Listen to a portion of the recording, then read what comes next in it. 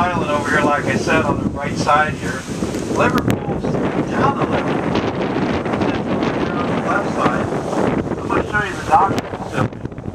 Where it came from was back in the 1800s. They found that there was phosphate in the Peace River. So what they was doing was taking steam-powered boats out here and suck up the blood of the phosphate.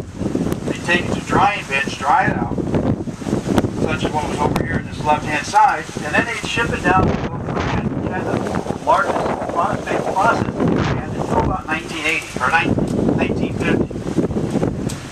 John Cross came out of Bombay, India. He was an Englishman, came over this area in the late 1800s and seen the need for shipping industry in this area. So we had the orange groves going already. They had a cattle business. The phosphate business was growing big. So he started this town called Liverpool, opening his big shipping industry like Liverpool was.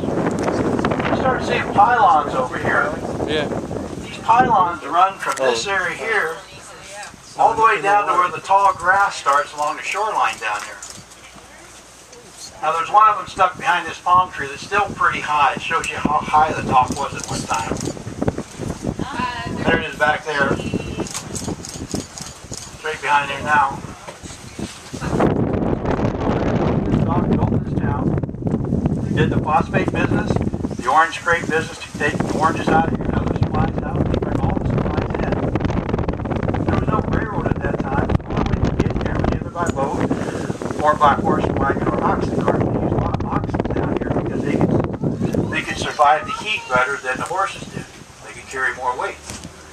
So he built this town. He owned the hardware store. He owned the shipping business coming in. He also owned the oxen cart business that supplied other towns with supplies. So he made a good living here.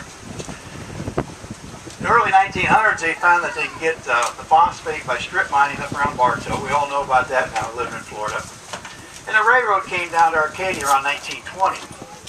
I did put a spur line over here at one time just to pick up his dried mud. The town died out by 1920 or so. Of the town, there's probably 60, 80 people, maybe 100 living there. Lexi tells me, because she used to play back in there, that there's still foundations, an old part of an old house back here, there's a cistern back here. It's privately owned right now. My daughter's passing a book around that I found some pictures on a historical site. Historical.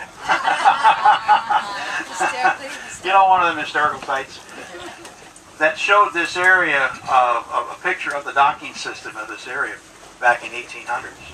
It's privately owned right now. There's really nothing in behind there but woods and stuff. Highway 17 is quite a ways open there. That's the ghost town of Liverpool. If you want to learn